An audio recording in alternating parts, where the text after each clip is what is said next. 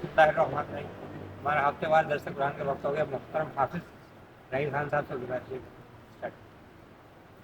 اعوذ باللہ من الشیطان الرجیم. بسم اللہ الرحمن الرحیم.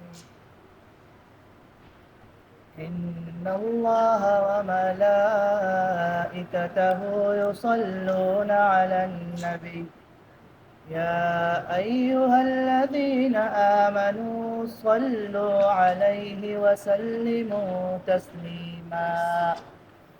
إن الذين يؤذون الله ورسوله لعنهم الله في الدنيا والآخرة وأعد لهم عذابا مهينا.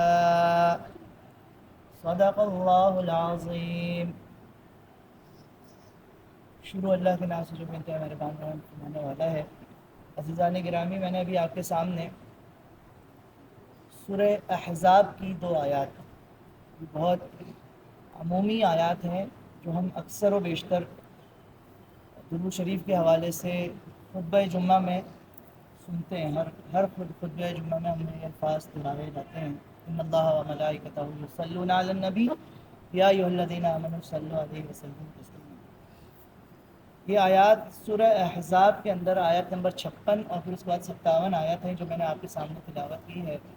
سورہ احزاب مدنی دور کے اندر نازل ہوئی ہے اور اس کے نام سے ہی اس طرح واضح ہوتا ہے کہ غزوہ خندق کا جب موقع تھا اس کے بعد یہ صورت نازل ہوئی تھی. احزاب بھی اسے غزوہ احزاب بھی کہا جاتا ہے اسے، اور غزوہ خندق بھی کہا جاتا ہے. یہ آیات اس موقع کی مناسبت سے ماہ ربیع الاول کے اندر گزر رہے ہیں اور ہم دیکھتے ہیں کہ مسلمانان عالم جو ہیں وہ کسی نہ کسی انداز میں جو انہیں طریقہ سمجھ میں آتا ہے یا جو انہوں نے سمجھا ہوا ہے نبی کریم صلی اللہ علیہ وسلم سے محبت کا، الفت کا، اظہار عقیدت کا، وہ اس کا اظہار کرتے ہیں. ہم اس موقع کی مناسبت سے ادھر اس یہ آیات ہم نے تلاوت کی ہے اور اسی کی کوشش کریں گے کہ اس کو سمجھنے کی بھی کوشش کریں. نبی کریم صلی اللہ علیہ وسلم کا نام محمد، لفظ محمد جو ہے اس کے معنی ہیں the praised one، اس کی تعریف کی گئی. مطلب محمد جو تعریف کرے، محمد کا لفظ ہے جس کی تعریف کی گئی ہے. اللہ رب العالمین اس آیت کے اندر فرماتے ہیں کہ ان اللہ، بے شک اللہ تعالیٰ خود، وملائکتہ، اور اس کے فرشتے، یصلون علی النبی، کہ نبی کریم صلی اللہ علیہ وسلم پر درود بھیجتے ہیں، سلام بھیجتے ہیں. اے ایمان لانے والو، یا ایھا الذین آمنوا صلوا علیہ وسلموا تسلیما، تم بھی نبی کریم صلی اللہ علیہ وسلم پر درود اور سلام بھیجو. اگلی آیت میں ابھی فی الحال ترجمہ پڑھ رہا ہوں کہ ان الذین یؤذون اللہ ورسولہ، وہ لوگ کہ جنہوں نے اللہ اور اس کے رسول کو اذیت دی. ان الذین یؤذون اللہ ورسولہ لعنہم اللہ فی الدنیا والآخرہ، ان پر اللہ کی دنیا اور آخرت پہ لعنت ہے. وَأَعَدَّ لَهُمْ عَذَابًا مُهِينًا، اور ان کے لیے انتہائی رسوا کر دینے والا عذاب مہیا کیا گیا. ان 2 آیات کی ہم تفسیر کو سمجھنے کی کوشش کریں گے اور کوشش کریں گے کہ ان 2 آیات میں ہمارے لیے جو پیغام ہے اس کو ہم یہاں سے ساتھ لے کر جائیں اور اس پر پھر اس کے مطابق زندگی کو استوار بھی کریں. اللہ رب العالمین ان آیات میں جب کہتے ہیں نا کہ ان اللہ، بے شک اللہ تعریف کرتا ہے، تو ہم دیکھتے ہیں کیسے اللہ رب العالمین نبی مہربان صلی اللہ علیہ وسلم کی تعریف کرتے ہیں. جب اللہ رب العالمین سورہ نجم میں والنجم اذا ہوا ما ضل صاحبکم وما غوا، اللہ رب العالمین نبی کریم صلی اللہ علیہ وسلم کی ذہانت کی تعریف کرتے ہیں کہ ما ضل صاحبکم وما غوا، کہ تمہارا جو صاحب ہے، تمہارا جو رفیق ہے، وہ نہ بھٹکا ہوا ہے اور نہ بہکا ہوا ہے. اللہ رب العالمین اسی طریقے سے نبی کریم صلی اللہ علیہ وسلم کی اسی صورت میں دیانت داری کا بھی اظہار کرتے ہیں کہ وہ کتنے دیانت دار ہیں، وہ خیانت نہیں کرتے ہیں کسی چیز میں. اللہ رب العالمین ارشاد فرماتے ہیں وما ينطق عن الهوى، وہ اپنی منطق سے کچھ نہیں لے کر آتے، جو بھی چیز لاتے ہیں وہ جو اللہ کی طرف سے ان کو وحی کی گئی ہوتی ہے نا، وہ وہی لے کر آتے ہیں، تو وہ اپنے خواہشات نفس کا اس میں ملاوٹ نہیں کرتے۔ یہاں پر اللہ رب العالمین نبی کریم صلی اللہ علیہ وسلم کی اس دیانت کا اظہار تعریف کرتے ہیں۔ پھر اللہ رب العالمین اسی صورت کے اندر سورہ نجم میں کہتے ہیں کہ ما زاغ البصر وما طغى، کہ جب نبی کریم صلی اللہ علیہ وسلم اللہ رب العالمین سے ملاقات کے لیے گئے، ما زاغ البصر، ان کی آنکھیں چندیائی نہیں، وما غوا، اور ان کی آنکھوں نے حد سے تجاوز بھی نہیں کیا۔ یہ نبی کریم صلی اللہ علیہ وسلم کی اللہ رب العالمین تعریف بیان کرتے ہیں۔ اسی طرح ان کے دل کی تعریف کرتے ہیں کہ ما کذب الفؤاد وما رأى، کہ جو ان کی آنکھ نے دیکھا، دل نے اس میں کوئی جھوٹ نہیں ملایا اس کے اندر۔ پھر اللہ رب العالمین ان کے سینے کی تعریف کرتے ہیں کہ الم نشرح لک صدرک۔ پھر اللہ رب العالمین ارشاد فرماتے ہیں کہ انک لعلی خلق عظیم، کہ بے شک آپ صلی اللہ علیہ وسلم جو ہیں وہ اخلاق کے عظیم مرتبے پر فائز ہیں۔ اللہ رب العالمین سورہ توبہ کے اندر ارشاد فرماتے ہیں کہ لقد جاءکم رسول من انفسکم، کہ تمہارے درمیان رسول تمہارے اپنوں میں سے آئے، عزیز علیہ ما عنتم، انہیں تم میں کوئی تکلیف پہنچا، یہ بات بڑی ناگوار گزرتی ہے، بڑی گراں گزرتی ہے انہیں اس بات کا یعنی یہ بات ان کے لیے بڑی تکلیف دہ ہے کہ تمہیں کوئی تکلیف پہنچے یا تم جہنم میں ڈالے جاؤ، یا تمہیں کوئی تکلیف پہنچے، یہ ان کے لیے بڑی ناگوار ہے۔ حریص علیکم، وہ اس بات کی حرص میں رہتے ہیں کہ تمہیں کوئی فائدہ پہنچ جائے، تمہیں جنت مل جائے، تم فائدے میں رہو۔ عزیز علیہ ما عنتم حریص علیکم، اور پھر تعریف کرتے ہیں کہ بالمؤمنین رؤوف الرحیم، کہ وہ تو مومنین کے لیے کیسے ہیں؟ شفیق ہیں، رحیم ہیں، انتہائی شفیق ہیں اور رحیم ہے۔ یہ اللہ تعالیٰ کی صفات ہیں، اور اللہ تعالیٰ نے یہ اپنے نبی مہربان حضرت محمد صلی اللہ علیہ وسلم کے لیے یہ صفت بیان کی ہے قرآن میں۔ اللہ رب العالمین ارشاد فرماتے ہیں کہ ان اللہ، بے شک اللہ خود تعریف کرتا ہے اللہ رب نبی کریم صلی اللہ علیہ وسلم کی، وملائکتہ، اور اس کے فرشتے۔ کتنے فرشتے ہیں؟ میرے ساتھ دو فرشتے مستقل جڑے ہوئے ہیں، میرے دائیں کندھے پہ، میرے دائیں بائیں، میرے نامہ اعمال مستقل لکھنے والے ہیں، اسی طرح آپ کے ساتھ منسلک ہیں۔ اس وقت جو دنیا سے لوگ گزر چکے ہیں ان کے ساتھ بھی فرشتے منسلک تھے۔ ہم جو حیات ہیں اس وقت دنیا کے اندر، اربہ کی تعداد میں جو آبادی ہے، اربوں کی تعداد میں آبادی ہے، وہ ان کے ساتھ فرشتے منسلک ہیں، اور جو آئندہ آنے والے لوگ ہیں ان کے ساتھ فرشتے منسلک ہوں گے۔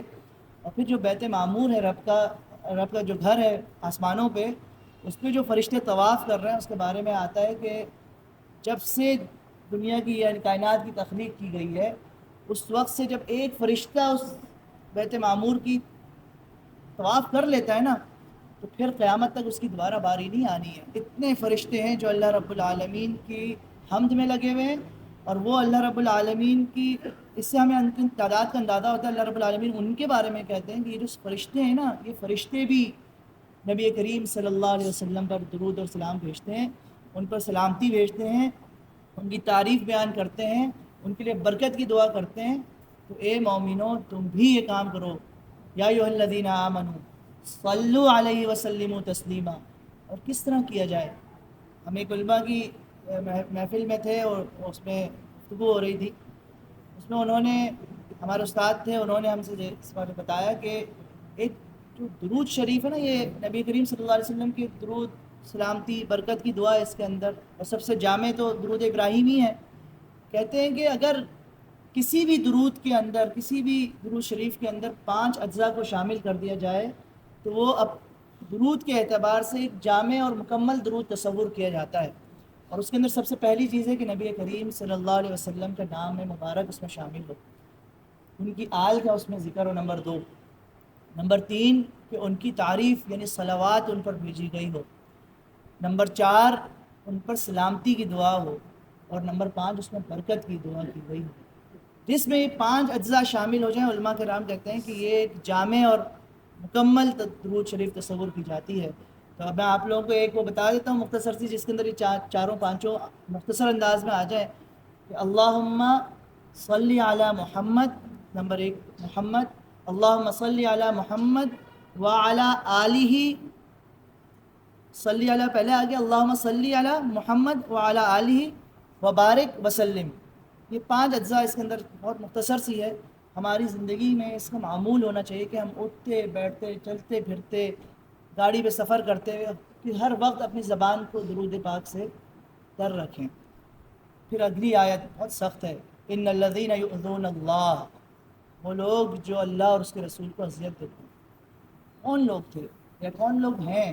آج بھی امت کے اندر ہم دیکھتے ہیں نا کہ غیر مسلم لوگ جو ہیں یا ایسے جو شر پھیلانے والے افراد ہوتے ہیں یا ایسے ممالک ہیں جو نبی کریم صلی اللہ علیہ وسلم کی کسی نہ کسی انداز میں توہین کا اہتمام کرتے ہیں، اور شاید ہمیں وہ چیک بھی کرتے ہیں کہ ہمارے اندر چنگاری موجود ہے کہ نہیں ہے، ہمارے اندر ایمان موجود ہے کہ نہیں ہے، کیونکہ نبی کریم صلی اللہ علیہ وسلم ہی کی ذات ہے نا کہ جس کے ذریعے سے ہم تک دین پہنچا ہے، اور پھر صحابہ اکرام رضی اللہ تعالیٰ علیہم اجمعین۔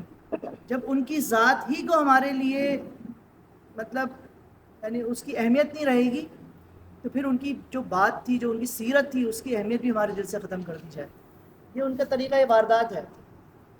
مگر نبی کریم صلی اللہ علیہ وسلم کے ساتھ یہ اللہ تعالیٰ کی جو اذیت کا معاملہ ہے، اس میں ہم دیکھتے ہیں نا تاریخ میں کہ اللہ رب العالمین نے کیا ہے، نبی کریم صلی اللہ علیہ وسلم نے کیا حکم دیے۔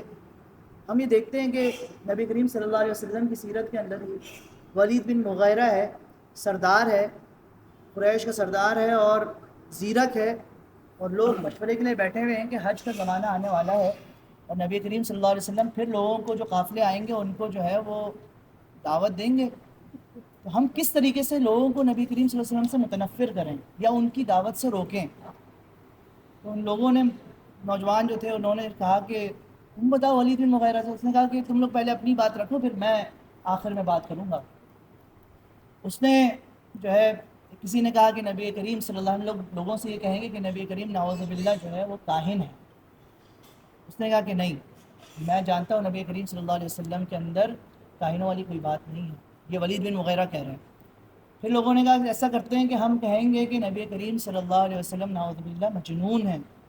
تو کہتے ہیں میں نے مجنونوں کو بھی دیکھا ہے، نبی پاک صلی اللہ علیہ وسلم کے اندر مجنونوں والی بھی کوئی علامت نہیں ہے۔ وہ کہتے ہیں کہ لوگ کیا کہتے ہیں کہ ہم ایک کام کریں گے، نبی کریم صلی اللہ علیہ وسلم کو شاعر کہیں گے۔ تو کہتے ہیں میں شاعروں کو جانتا ہوں اور شعر کے جو رموز اور اوقاف ہوتے ہیں، جو اس کے اجزاء ہوتے ہیں، ان سے بھی بخوبی واقف ہوں۔ نبی کریم صلی اللہ علیہ وسلم کے کلام میں شاعری والی بات بھی نہیں ہے۔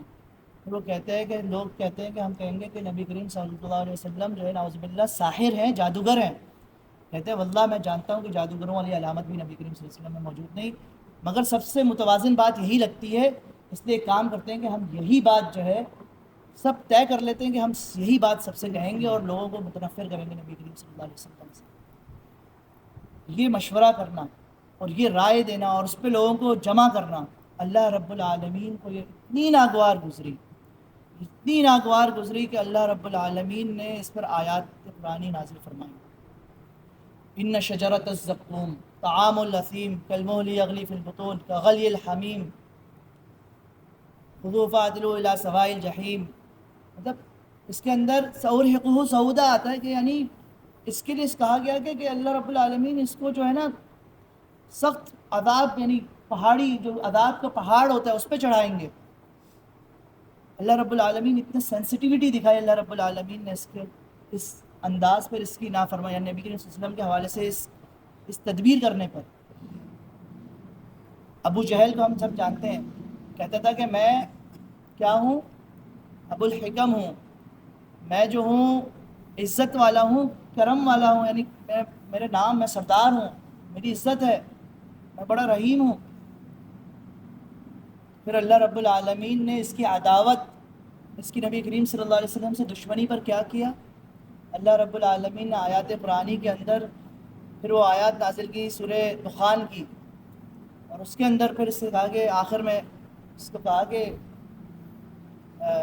غالباً ان شجرۃ الزقوم طعام الاثیم کالمہل، اس کے حوالے سے آیت تھی، اس کے حوالے سے جو ہے ذرنی ومن خلقت وحیدا والی آیت تھی، وہی ولید بن مغیرہ کے حوالے سے، اور اس میں کہا گیا کہ تم ہو، یعنی جب ساری یہ ماجرا قرآن میں بیان کیا اور کہا اس کے اوپر یہ عذاب ہوگا اور یہ عذاب ہوگا، اور پھر فرشتوں سے کہا جائے گا کہ اس سے کہو کہ تم ہو بڑے عزت والے۔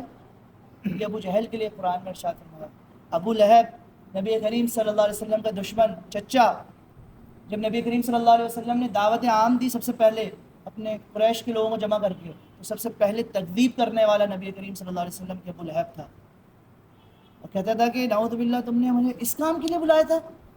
اور پھر کہتا تھا کہ نبی کریم صلی اللہ علیہ وسلم جب عذاب جہنم سے ڈراتے تھے تو کہتا تھا کہ میں تو مال و دولت والا ہوں، اور میں تو جب اگر اس کا نبی، اس کا جو رب ہے وہ مجھے عذاب میں ڈالے گا تو میں تو اپنا مال اور دولت دے کے جان چھڑوا لوں گا۔ اور پھر اس کی جو بیوی تھی اس کے بارے میں آتا ہے، وہ کہتی تھی کہ اس کا زیور پہنتی تھی، تو زیور جو ہے نا اس کو کہتی تھی میں اس کو بیچ بہا زیور کہتی تھی، میں اس کو بیچ کے جو اس کی قیمت وصول ہوگی اس قیمت سے میں نبی کریم صلی اللہ علیہ وسلم کی عداوت کروں گی۔ اللہ رب العالمین کو کتنی ناگوار گزری یہ بات کہ تبت یدا ابی لہب وتب ما اغنى عنه ماله وما كسب سيصلى نارا ذات لہب وامرأته حمالة الحطب فی جیدها حبل من مسد، کہ ٹوٹ گئے ابو لہب کے ہاتھ اور نامراد ہو گیا وہ، اس کا مال جس پہ وہ فخر کرتا تھا کہ میں اس کو دے کے چھوٹ جاؤں گا، اس کا مال اور جو کچھ اس نے کمایا وہ اسے کسی کام نہ آیا، ضرور وہ شعلہ زن آگ میں جائے گا، آگ میں ڈالا جائے گا، اور اس کی بیوی بھی لگائی بجھائی کرنے والی، یہ قرآن کے الفاظ ہیں، لگائی بجھائی کرنے والی۔ اور پھر وہ جس زیور کا حوالہ دیتی تھی اس کے بارے میں کہا گیا کہ اس کی گردن میں مونچھ کی رسی ہوگی۔ اس کی مختلف تفسیر میں کہ رسی کی اقسام علماء نے بیان کی ہیں کہ اللہ رب العالمین نے اتنی سینسٹیوٹی دکھائی کہ نبی کریم صلی اللہ علیہ وسلم کی توہین کرنے والے، ان کو تکلیف پہنچانے والوں کو اللہ رب العالمین نے یہ کیا۔ کعب بن اشرف نبی کریم صلی اللہ علیہ وسلم کے دشمنوں میں سے ایک یہودی، جب بدر کی شکست ہوئی تو بدر کی شکست کے بعد وہ غم میں چلا گیا، دکھ میں چلا گیا، اور پھر کعبے کی جو غلاف ہے اسے پکڑ پکڑ کر قسم کھاتا تھا کہ میں مسلمانوں سے جو ہے اس کا بدلہ لوں گا، لوگوں کو اکساتا تھا کہ مسلمانوں سے جو ہے اس کا بدلہ لینے کے لیے عزم کرو، تیار ہو جاؤ۔ اور پھر اس کی یہ واردات بھی ہوتی تھی کہ جب یہ مدینہ کی طرف تجارت کے غرض سے چکر لگاتا تھا تو وہاں پھر مسلمانوں کی خواتین کی طرف اشارہ کر کے ان کے لیے عشقیہ اشعار پڑھا کرتا تھا، نبی کریم صلی اللہ علیہ وسلم کی توہین میں اشعار کہا کرتا تھا۔ نبی کریم صلی اللہ علیہ وسلم نے صحابہ کی محفل میں فرمایا کون ہے جو مجھے کعب بن اشرف سے نجات دلائے؟ حضرت جابر رضی اللہ تعالیٰ عنہ کہتے ہیں کہ نبی کریم صلی اللہ علیہ وسلم نے یہ فرمایا، تو ایک صحابی تھے محمد بن سلمہ رضی اللہ تعالیٰ عنہ، انہوں نے کہا کہ نبی کریم صلی اللہ علیہ وسلم کیا آپ چاہتے ہیں کہ اس کی گردن اڑا دی جائے؟ نبی کریم صلی اللہ علیہ وسلم نے فرمایا کہ ہاں میں یہ چاہتا ہوں۔ اور پھر انہوں نے نبی کریم صلی اللہ علیہ وسلم سے کچھ گفتگو کی اجازت چاہی کہ میں اس کو جو ہے کچھ آپ کے خلاف اس کے سامنے کچھ بات کروں گا کعب بن اشرف کی، اور آپ اس کی مجھے اجازت دیں، میرا دل اس میں گواہی نہیں دے گا مگر میں جو ہوں اس کو ٹریپ کرنے کے لیے اس کو جو ہے وہ یہ بات اس کو قریب کرنے کے لیے اس سے بات کروں گا۔ اور پھر وہ جاتے ہیں اور پھر اس کی جو قلعہ ہوتا ہے وہاں جا کے رات میں اس کو بلاتے ہیں، اس کی تعریف بیان کرتے ہیں، اور پہلے اس سے وہ نبی کریم صلی اللہ علیہ وسلم سے جو ہے وہ اس سے بات کرتے ہوئے کہتے ہیں کہ مجھے تمہاری مدد کی ضرورت ہے، یہ نعوذ باللہ محمد صلی اللہ علیہ وسلم جو ہے وہ ہمیں جو ہے انہوں نے پریشان کر دیا ہے، اور ہم جو ہے وہ ان کی وجہ سے کافی پریشان ہیں۔ تو مجھ سے جو کعب بن اشرف ہوتا ہے وہ کہتا ہے ہاں یار یہ تو کام کی بات کرنے والا ہے، تو پھر وہ اس سے ٹائم لیتے ہیں اور اس سے کچھ مدد مانگتے ہیں مال و دولت کی کہ تم ہمیں کچھ مال اور دولت دو تاکہ ہم نبی کریم صلی اللہ علیہ وسلم کے خلاف اس کے لیے کچھ کر سکیں۔ یہ سارا ٹریپ بچھا رہے ہیں وہ محمد جو صحابی ہیں، اور پھر وہ اس کے بعد جو ہے وہ رات میں اس کو بلاتے ہیں، اس سے جو ہے کچھ گفتگو کرتے ہیں نبی کریم صلی اللہ علیہ وسلم کے حوالے سے، اور پھر اس کی کیونکہ اس نے خوشبو لگائی ہوئی ہوتی ہے اس کی تعریف کرتے ہیں، اور پھر وہ جب قریب آتے ہیں اسے کہتے ہیں کہ میں تمہارا بوسہ لینا چاہتا ہوں، اور بوسہ لینے کے غرض سے اس کو قریب کرتے ہیں، ایک دفعہ بوسہ بھی لیتے ہیں، اور پھر دوسری مرتبہ کہتے ہیں کہ میرا دل کرتا ہے میں دوبارہ بوسہ لوں، اور پھر وہ دوبارہ جب بوسے کے لیے قریب آتا ہے تو اس پر پھر وہ جو ہے وار کر کے جو ہے اس کو اسی وقت جو ہے جہنم حاصل کر دیتے ہیں۔ نبی کریم صلی اللہ علیہ وسلم کے پاس پیش ہوتے ہیں تو نبی کریم صلی اللہ علیہ وسلم اس بات کو جان کر کہ انہوں نے اس شخص سے کہ جو شخص نبی کریم صلی اللہ علیہ وسلم کو اذیت پہنچاتا تھا کعب بن اشرف، اس کو جہنم حاصل کر دیا، تو کہتے ہیں کہ مطلب تمہارے چہروں کی جو ہے یہ خوشخبری ہو ان چہروں کے لیے، مطلب نبی کریم صلی اللہ علیہ وسلم ان چہروں کو مبارکباد دیتے ہیں، ان کے لیے خوشخبری سناتے ہیں، ان کے لیے ایک طریقے سے وہ سناتے ہیں کہ تمہارے ان چہروں کے لیے جنت نصیب، ان کے لیے جنت وقت ہو گئی۔ تو یہ وہ ہے کہ ان الذین یؤذون اللہ ورسولہ، کہ جو لوگ اللہ اور اس کے رسول کو اذیت پہنچاتے ہیں، لعنہم اللہ فی الدنیا والآخرہ، اس دنیا میں بھی اور اس کے بعد آخرت میں بھی ان کے لیے اللہ رب العالمین کی لعنت ہے، وَأَعَدَّ لَهُمْ عَذَابًا مُهِينًا، اور ان کے لیے رسوا کن عذاب ہے۔ عزیزان گرامی، یہ تو میں نے کچھ مثالیں تاریخ سے دی، نبی کریم صلی اللہ علیہ وسلم کی حیات سے دی۔ غالباً امام مالک یا امام شافعی کے ذکر ہے کہ وہ خطبہ دے رہے ہوتے ہیں اور اس کے اندر جو ہے وہ نبی کریم صلی اللہ علیہ وسلم کے بتاتے ہیں کہ نبی کریم صلی اللہ علیہ وسلم کو لوکی بڑی پسند تھی. تو ان کے شاگرد بیٹھے ہوتے ہیں، ان میں سے جو ہے وہ ایک شاگرد کہتا ہے کہ مگر مجھے تو پسند نہیں ہے، لوکی مجھے پسند نہیں ہے. اسی وقت وہ تلوار نیام سے نکالتے تھے، کہتے ہیں کہ اپنی جو ہے نا الفاظ واپس لو ورنہ میں تمہاری گردن جو اڑا دوں گا. اتنی سینسٹیوٹی ہے نبی کریم صلی اللہ علیہ وسلم کے معاملے کے حوالے سے. آج ہماری زندگی کے اندر ہمارے سامنے کوئی بحث ہو رہی ہوتی ہے، لوگ کوئی حدیث کا ریفرنس دیتے ہیں، کوئی نبی کریم صلی اللہ علیہ وسلم کو کوئی حوالہ دیتے ہیں، ہماری زبانیں بند نہیں ہوتی ہیں. ہونا تو یہ چاہیے کہ ہم صحیح یا غلط بعد میں فیصلہ ہوگا کہ نبی کریم صلی اللہ علیہ وسلم کی یہ بات جو کوٹ کی گئی ہے صحیح تھی یا غلط. معیار تو یہ ہونا چاہیے کہ بس نبی کا نام آ گیا اب میں خاموش اختیار کروں. یہ میرے عزت، یہ میرے نبی کریم صلی اللہ علیہ وسلم کی ذات سے عشق، یہ محبت کا تقاضا ہونا چاہیے. یہ سینسٹیوٹی کیوں ضروری ہے؟ یہ سینسٹیوٹی نہیں ہوگی کہ قیامت کے دن کیسے وہ محمد صلی اللہ علیہ وسلم میری اور آپ کی شفاعت کریں گے. وہ کیسے پکاریں گے، ہاں بھائی آ جاؤ تم، آ جاؤ تم، آ جاؤ تم. کیسے ہماری شفاعت ہوگی؟ ہم کیسے ان کے مقرب لوگ ہوں گے؟ نبی کریم صلی اللہ علیہ وسلم تو وہ تھے کہ جو دنیا کے اندر بھی ہمارے لیے فکر مند رہے، اور کل پرسوں جمعے کے اندر بھی جو خطیب صاحب تھے انہوں نے اس بات کا حوالہ دیا تھا نا کہ وہ تو نبی کریم صلی اللہ علیہ وسلم کہتے تھے کہ میں اپنے یعنی لوگوں سے ملنا چاہتا ہوں، یعنی جو ابھی صحابی تھے وہ کہتے تھے کہ کیا ہم آپ کے قریب نہیں ہیں، کہ ہم آپ کے وہ نہیں ہیں لوگ. تو نبی کریم صلی اللہ علیہ وسلم کہتے نہیں، میں ان لوگوں سے ملنا چاہتا ہوں قیامت کے دن کہ جو لوگ مجھ سے ملے ہوئے نہیں ہوں گے، مجھ سے ملاقات نہیں ہوئی بھی ہوگی ان کی، مگر وہ مجھ سے محبت کرتے ہوں گے. میں ان سے بن دیکھی محبت کی بنیاد پر میں چاہتا ہوں کہ میں قیامت کے دن ان سے ملاقات کروں. مجھے اس چیز کا انتظار ہے. کیا مجھے اور آپ کو انتظار ہے ان سے ملاقات کا؟ کیا میرا اور آپ کا عشق، میرا اور آپ کا دعوی محبت کا اتنا مضبوط ہے کہ ہمارے دلوں کی تار ہل جاتی ہو، ہماری آنکھوں سے ٹپ ٹپ آنسو آ جاتے ہوں، یا جب ہم خبر سنتے ہوں، جب ہمیں پتہ چلتا ہو کہ فلاں ملک نے جو ہے نبی کریم صلی اللہ علیہ وسلم کی اہانت کی ہے، تو جذباتیت میں آ جاتے ہیں کہ نہیں آتے ہمارے، یا ہم ٹھنڈے پیٹوں اس چیز کو برداشت کر لیتے ہیں؟ دیکھیں وقت تو ابھی بھی گزر رہا ہے اور ویسے بھی گزر جائے گا، اگر میرے اور آپ کے دل میں اس وقت جذباتیت آتی ہے، آپ کا دل تڑپ اٹھتا ہے، آگ بگولا ہو جاتا ہے، جذباتی ہو جاتے ہیں، غصے میں آ جاتے ہیں، تو یقین کیجئے کہ آپ مبارک مستحق ہیں، آپ مقبول ہیں. ایسا دل، ایسا جذبہ اللہ رب العالمین انہی لوگوں کو دے گا نا کہ جو نبی پاک صلی اللہ علیہ وسلم سے عشق کریں گے، جو ان سے محبت کریں گے. اور جب یہ عشق ہوگا تو عشق ہی تو وہ چیز ہے کہ جس کی بنیاد پہ بندہ کہتا ہے کہ یار وہ چلتا ایسا ہے تو میں چلوں گا ایسے، وہ پڑھتا ایسا ہے تو میں پڑھوں گا ایسے، اس نے یہ کام کیا تھا اس طرح سے، میں کام اس طرح سے کروں گا. پھر تقلید اور پھر اطاعت اسی طرح ہوتی ہے نا. بغیر عشق کے، بغیر محبت کی اطاعت کہاں ہوتی ہے؟ تو یہ جو عشق ہے، دعا کریں کہ اللہ رب العالمین ہمیں اس عشق کو عطا کرے، ہمیں نبی کریم صلی اللہ علیہ وسلم کو اذیت دینے والے، اللہ اور اس کے رسول کو اذیت دینے والوں سے بغض عطا کرے، اس بغض میں شدت عطا کرے. اللہ رب العالمین ہمیں ہمارے دلوں کو محبت نبی کریم صلی اللہ علیہ وسلم سے مزین فرما دے. قیامت کے دن کاش کہ ہم لوگ نبی کریم صلی اللہ علیہ وسلم ہمارا بھی استقبال کریں، نام لے لے کے مخاطب کریں اور کہیں کہ آؤ. جس طرح اللہ رب العالمین جنتیوں کا استقبال کرے گا. سورہ فجر کی آخری آیات ہے نا کہ یا ایتھا النفس المطمئنہ ارجعی الی ربک راضیۃ مرضیہ فادخلی فی عبادی وادخلی جنتی. آ جاؤ میرے بندو، داخل ہو جاؤ میری جنتوں میں. جب اللہ تعالیٰ یوں استقبال کر رہا ہوگا تو نبی کریم صلی اللہ علیہ وسلم بھی تو ہمارے وہاں انتظار میں ہوں گے، حوض کوثر پہ ہوں گے، پھر پولیس صراط پر کھڑے ہو کے ہمارے لیے سجدہ ریز ہوں گے.